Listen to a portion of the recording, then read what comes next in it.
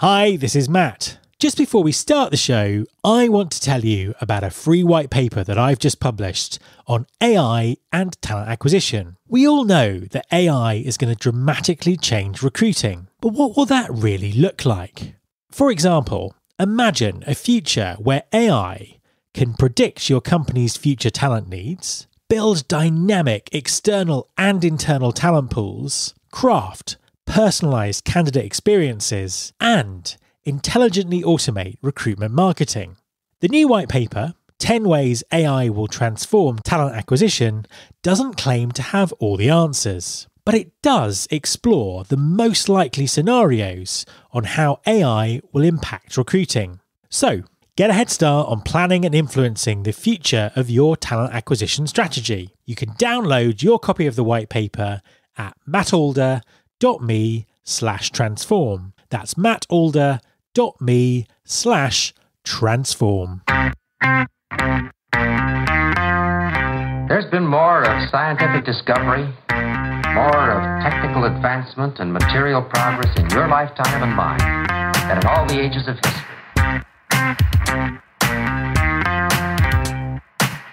Hi there, welcome to episode 606 of Recruiting Future with me, Matt Alder. A few weeks ago, I spent a couple of days recording at the excellent Transform conference in Las Vegas. And this is the first of two episodes with a compilation of some of the conversations that I had. First up is Danielle Farage, Gen Z futurist, educator and community builder. Danielle talks about why we need to give Gen Z a voice and the current employee experience for the newest generation in the workforce.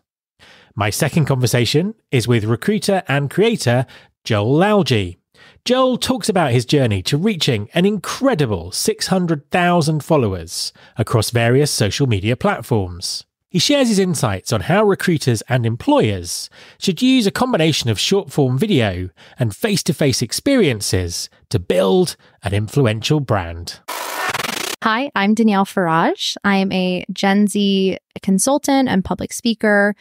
I work with organizations on their talent strategy to help them better recruit, retain, and attract Gen Z talent in the future of work and the now of work. Tell us a little bit about your backstory and what you did before to get to where you are now. So I graduated in 2020 into the pandemic, and it was a very different time. Definitely didn't imagine myself graduating remotely after seeing both my siblings graduate from USC in person with all the fanfare. And I basically studied psychology. I saw a problem my sophomore year of college that I really wanted to try to solve, which was looking at my siblings' relationship with work and experiences with work. They seemed miserable. And I didn't understand why. I thought that organizations were supposed to enhance our quality of life and enhance our, working experience. And I saw the opposite effect.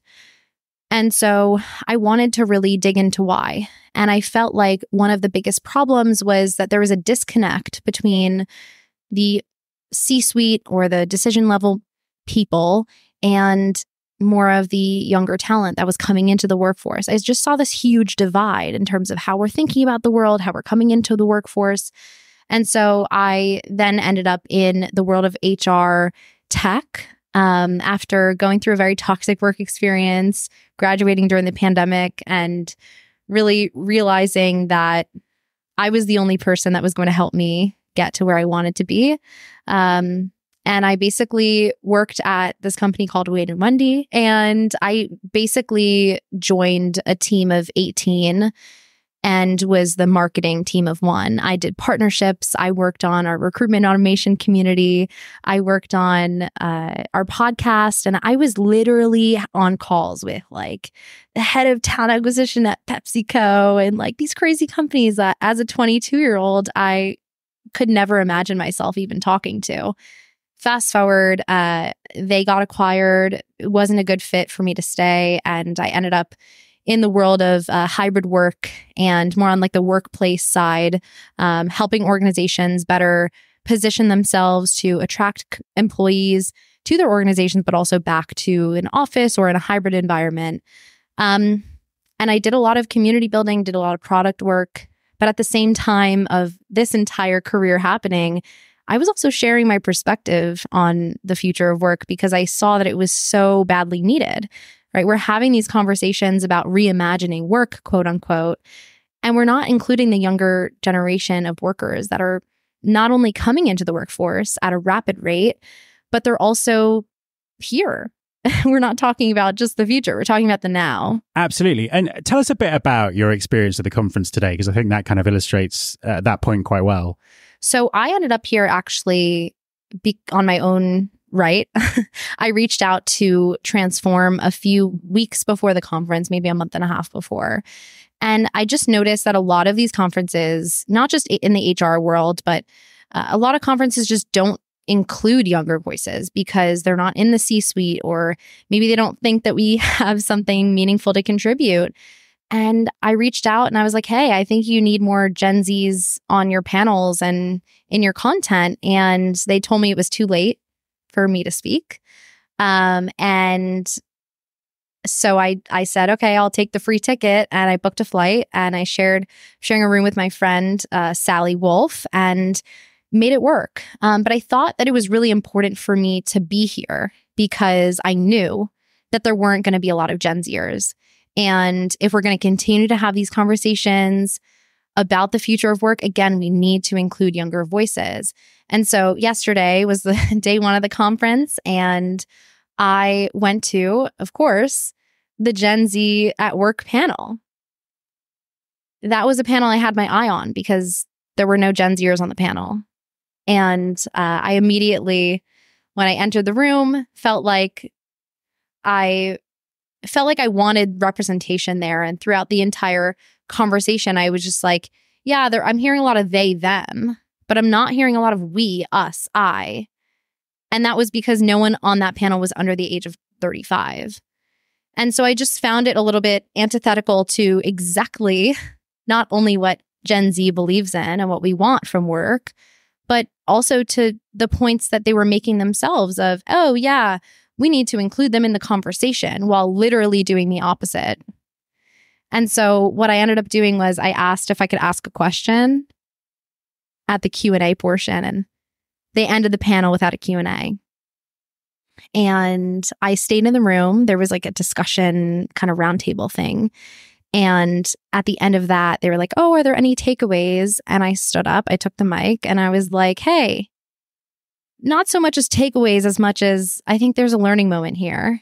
How many Gen Zers are there in the room? And 3 people raised their hand. The room was packed, by the way. And essentially then I said, listen, it's great that we're having these discussions. I think you hit a nerve, obviously, but to not have Gen Z on the panel representing at least just one of us is exactly an example of like not, it's the type of leadership we're not looking for, right? It's to be talked about versus spoken with. What advice would you give to not just conference organizers, but CEOs, chief people officers, whoever, in terms of building the kind of the workforce that you're going to feel comfortable in and do your best work with all of your career ahead of you? There's so much I want to say. I think it comes down to a few simple steps. I think the first one is, Gen Z is coming into the workforce with a lot of opinions, and we want to be heard. And I think that leaders need to, take the time, garner the curiosity, create the space, have the empathy to listen. And I know we're hearing a lot about empathy at this conference, obviously, because it's an HR conference, but I really think that this generation requires a different level of active listening.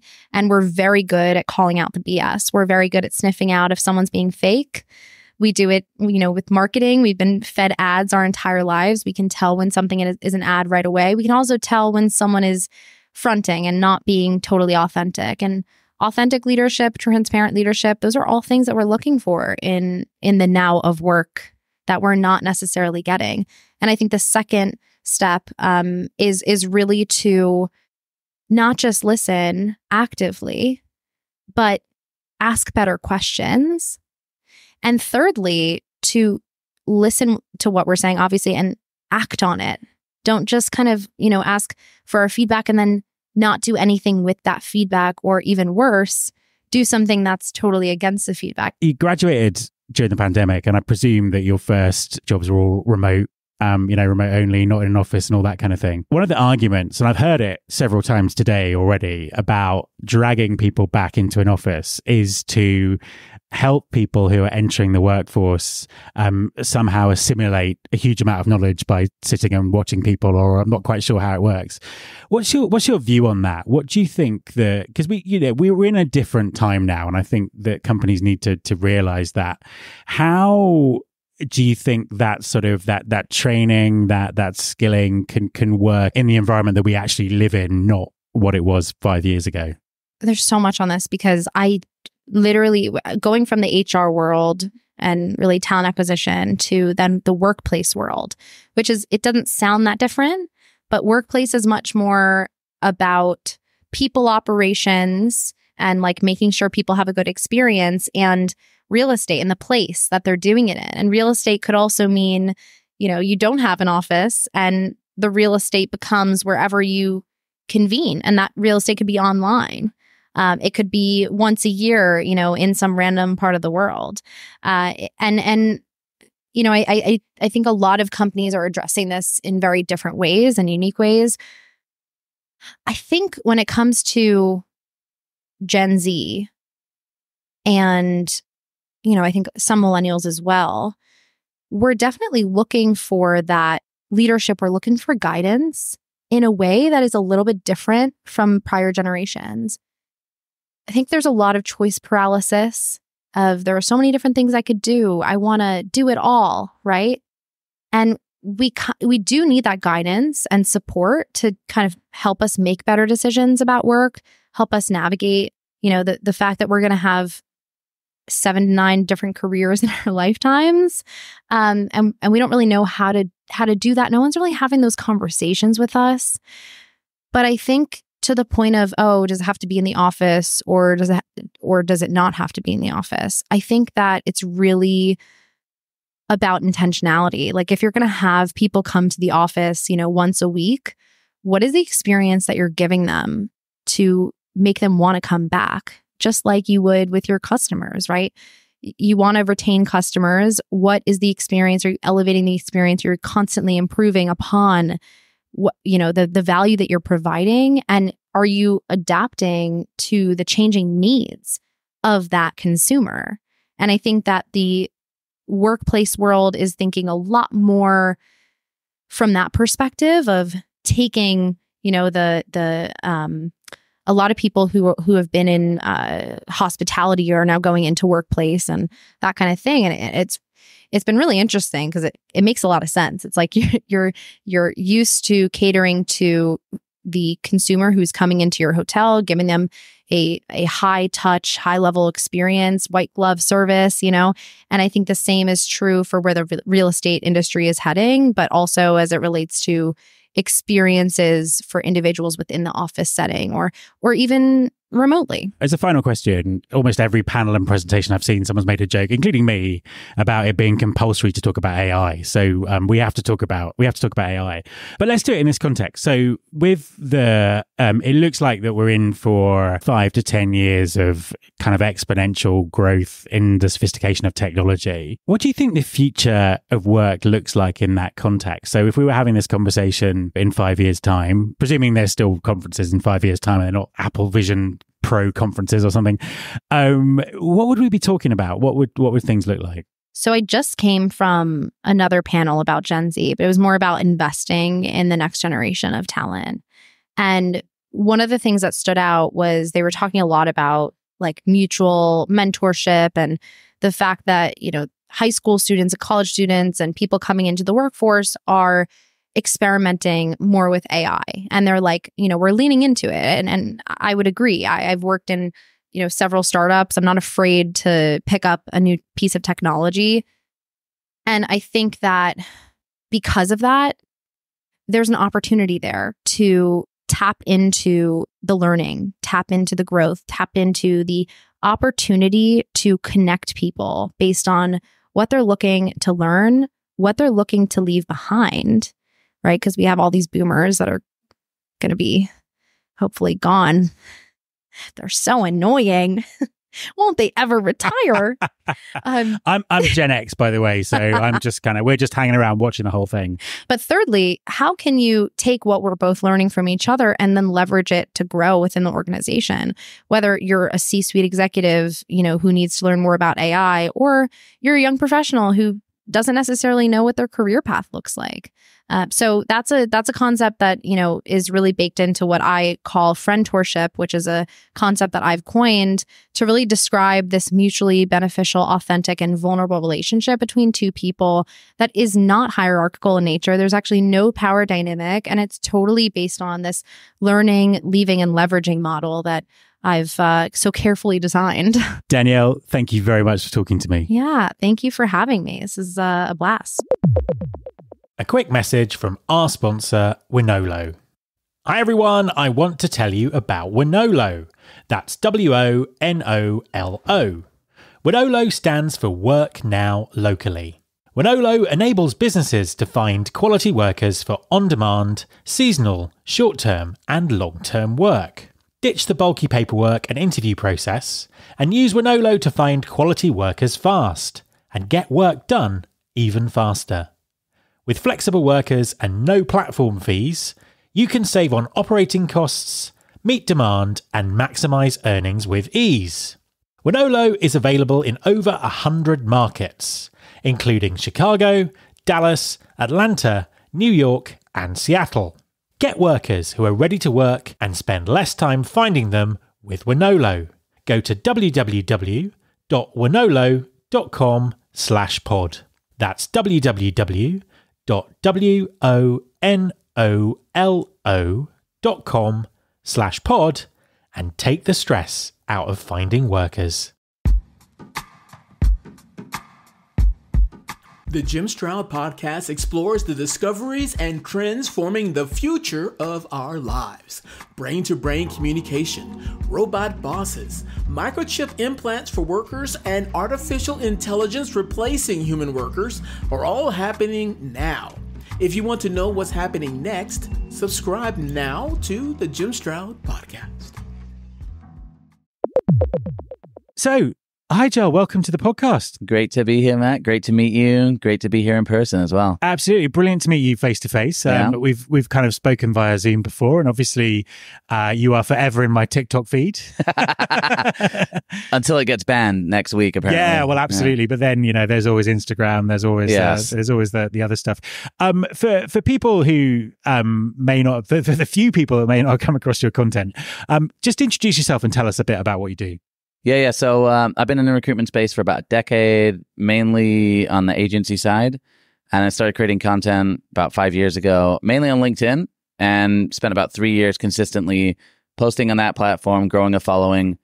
And then about 2 years ago, started posting a lot of video content on TikTok. And that's just kind of migrated to Snapchat, YouTube, Instagram more recently as well. And so now my full-time job is, and I've come to terms with this, if I can say that, just media, entertainment, and just working with brands at how can we creatively get whatever message you have to my audience and just provide value for people as well. To give people a bit of context, tell us about the size of your audience, the size of the audience that you've built up on those channels. Yeah, so LinkedIn, I think, is about 230,000 followers. Instagram is about 127,000. TikTok, 220,000. So it's about 600,000 across platforms. And it generates anywhere from 20 million to 50 million views a month right now. So it's 2 years. Was that kind of a slow process, or did it just kind of take off one day? How did that growth happen? I think, I'd actually joined TikTok in 2019. So before the pandemic. And a lot of the time I spent just looking at what content's out there. And then I stopped actually in 2020 just to focus on LinkedIn. And then when I went back to TikTok in 2022, I just noticed there had been a shift in the platform completely. And there was a lot more, I guess, high value content. It was a lot of people searching for questions and that type of thing. So I initially started kind of going to my default, which is kind of following trends and trying to use humor around recruitment content, job search content. And then really over the last 6 months, I've gotten really into talking head. So almost like, just it's like videos that look like you're FaceTiming someone. And what I've actually come to realize, even in the last couple of days, is I think over the last couple of years, we've really been conditioned to Zoom communication and then a lot of FaceTime. And so those videos, I think, mimic like what it's like to FaceTime someone. And if you're not producing them, or you're not like highly producing them, there's an authenticity comes out. And so it's like you're almost able to scale that one-on-one interaction to millions. And I see that content to me is actually trending more than short audio and like these trending clips. It's like a lot of the platforms are getting away from that because they realize that content, it's not sticky enough to keep people actually engaged. I think what's been interesting for me, because I've kind of started watching TikTok a lot more in the last year or so. Now, I think I kind of sort of briefly looked into it kind of a few years ago. And there's always this kind of perception that, this is a very young audience. I don't understand what's going on. I kind of looked at, I've got some Gen Z nephews. I kind of looked at stuff that they were posting. I was like, I don't actually understand. I don't understand what they're saying, let alone anything else. But since I've come back to it, there is a real diverse breadth of content on there from people of all ages, of all industries, and people getting some massive traction and followers and fan bases and all those kind of things. And it just strikes me that in our industry, there's not much. There's you. There's maybe a sort of handful of other people, but it just doesn't seem to be. It seems like a massive missed opportunity for everyone. I mean, what do you think? Is that? I just think anyone who's a true subject matter expert. I'm not saying I'm a subject matter expert either in everything, right, to do with recruiting. But there's people who they have a lot of information that other people would search for. And what we're finding now is like people actually going to TikTok or Instagram or YouTube. I mean, they've been going to YouTube to search, but on the social media platforms now, people are searching for valuable content. And so the opportunity is, if you're in recruitment, if you run your own business, like you're a solo recruiter, maybe you run an agency, if you're doing any type of consulting, your clients are going to be spending time on one of those platforms. Now, they're still spending time on LinkedIn, but there is no denying they will be on these other platforms. And so if you actually are putting out valuable information that people are interested in, that's how you're seeing people build audiences really quickly. I've seen people build audiences of 100,000 in short amount of time, 6 months, a month. Because there's already so much content about work on there at the moment, whether that's people recording themselves being laid off or, talking about their careers and all that sort of stuff. It seems like an area that's where people want to talk about jobs and work. And as an industry, we're absent from that conversation. And I think one of the big things I get from recruiters and why they're not doing it is, and I can understand this, is they actually don't want to put themselves out there too much to have tons of people reaching out to them. Yeah, right? Of course. So it's like almost it's easy to be a little bit hidden. And then, okay, I'm getting 100 people reach out. And then I think you post something and you're a recruiter, you might get a backlash as well. And I think we've all seen that as well. So, but that puts people off as well. And I can get that. Yeah. But the value is being known. I don't see a downside if you're looking to reach people of people knowing you first. And if you have that opportunity, why not take it? From a kind of let's say from a corporate talent acquisition perspective, I think that organizations have always struggled with this type of content, whether that's Instagram or whatever, because it's in a medium that's so personal where people attach themselves to individuals rather than brands and companies. Do you see employers being able to talk about their brand or do these kind of things in those kind of medium? When I'm working with teams, what I'm more focused on is distribution. So if I'm working with a recruitment team and they got 20 people and then I go to the company page and they've got 4 likes on a company post, I'm asking the recruiters, why are you not liking that on LinkedIn? And so I think it's more of like actively getting people to just engage in the content that's being created by marketing. Now, if you're an agency, if you're on the agency side and you got business development function, as an individual, I think you've got to build your own personal brand. I think anyone right now, if you're corporate, you own your own business, you need to be thinking about your personal brand. But when I'm working with a team of recruiters specifically, I'm a lot more focused on what's the content that someone's already created and why are you even engaging with it? That's step one. And it's just distribution. Like how do we get more brand for free? And then we look about like adding value to the organization.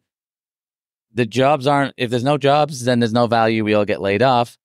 But we're like missing opportunity, just add a really easy value. 100%. And I think I was just thinking about that whole backlash thing because there was this real trend to do, here's my day in the life of working for Twitter. There was a huge kind of backlash against some of those from the tech industry, particularly all the layoffs and things like that. But I mean, do you think though in the future, because we have, whole generations now, that this is the way they consume media, this is the way they like to communicate. And, if companies want to hire this kind of talent, they're going to have to go and meet them there and communicate in a very different way. And I think before we turned the mics on, you were talking about being omnichannel. Tell us a little bit more about that. Yeah, I think, again, another missed opportunity that we're seeing with recruitment teams is literally going to where people are at. So I think we have become really, really just, I guess, dependent on LinkedIn and email, sequences, outreach.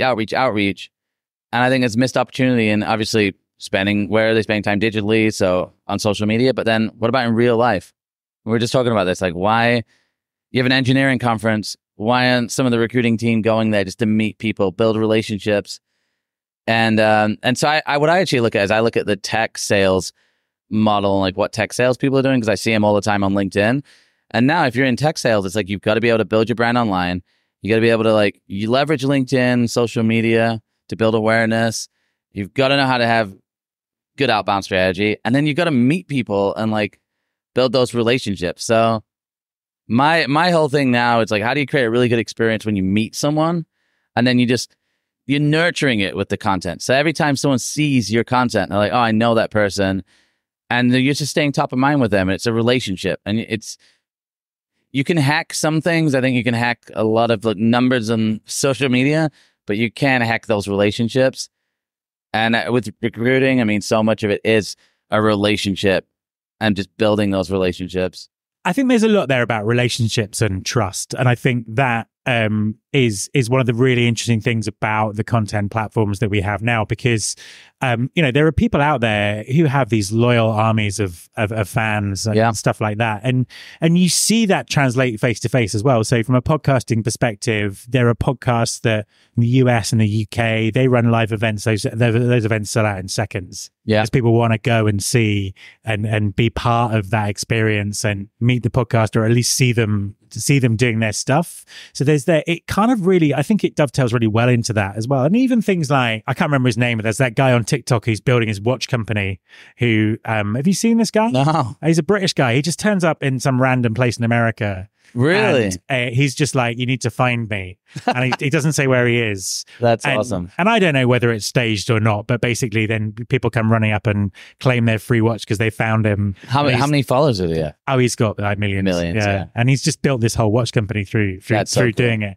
I can't remember his name, but maybe I'm not his target audience. But but it's that kind of it's that sort of that combination of I'm building content, but actually there's a big face-to-face and human element in it. And I think that there's got to be something in that for recruiting. There must be. Yeah, and I think another big thing a mistake I see, I think from a lot of recruiters is you fall into that trap of just creating content for other recruiters. All right, so particularly on LinkedIn, because it's and look, I post a lot of recruiting content, but I'm trying to reach recruiters. The brands I'm working with are trying to reach recruiters. For a long time, I was recruiting recruiters. So yeah, I wanted recruiters to know who I was. So I was in the inbox, they would answer me. I think get known in your industry, build those relationships. And that, again, that's an opportunity. Think about all the recruiting podcasts There's not that many recruiting podcasts that industry specific outside of recruiting. And maybe it's as simple as looking at what's going on in your industry and sharing the news, but having a perspective on it as well. And these are the missing opportunities where I'm how do you come up with content all the time? I watch the news because the news gives me half of my content. What's going on? And I think also from a recruiter perspective, recruiters that operate in a niche are very well positioned to commentate on their niche at that kind of level. I mean, they're never going to go into the complexity or the depth of it, but just in terms of this is what's going on in the industry, this is what people are doing, this is what we're seeing, huge amounts of content right there. I think so. And I think what you do then is you're learning what's going on. You become a subject matter expert. You become the thought leader. But again, that is a challenge it's a challenge and it's a process. But you start by following. And I just always think too, like I was talking to someone earlier about video content on LinkedIn. And I was like, look, you're speaking to people that you know. They're all humans. It's not like you're speaking, like TikTok's a little bit different, right? If you post a content on TikTok, it could just go randomly viral. LinkedIn, it doesn't happen because that's not how the algorithm works. It's like relationship based.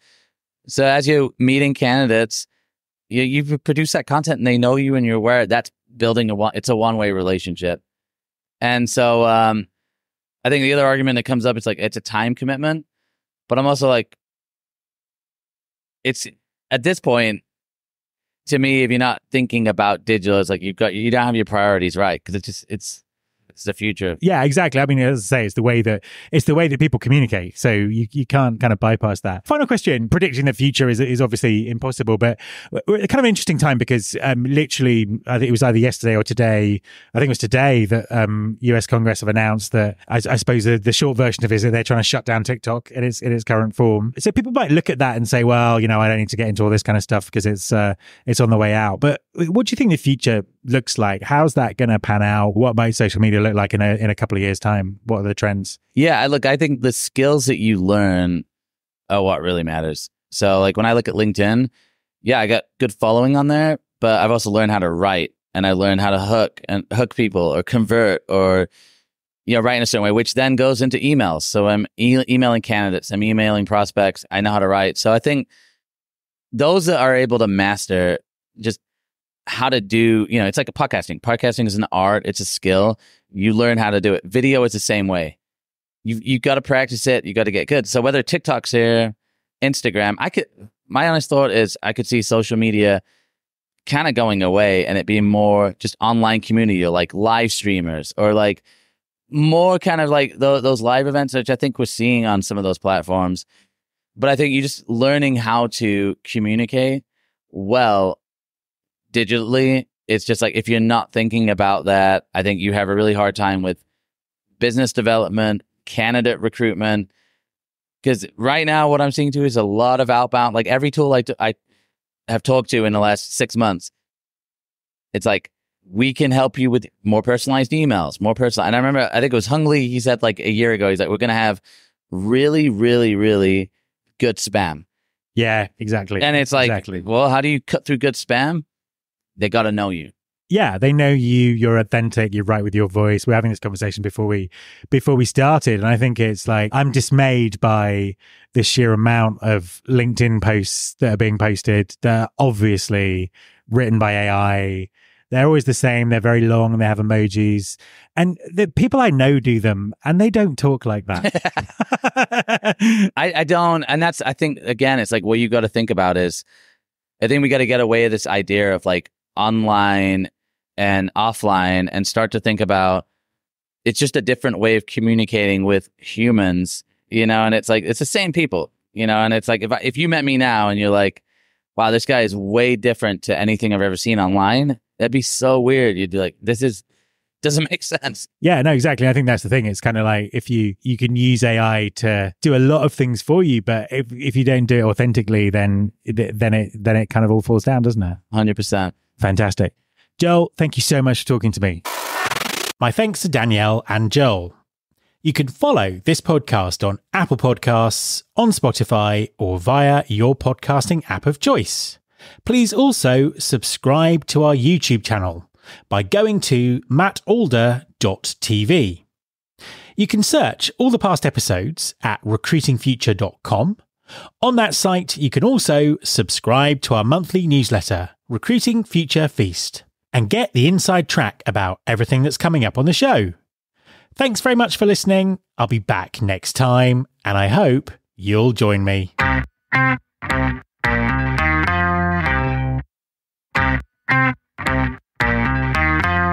This is my show.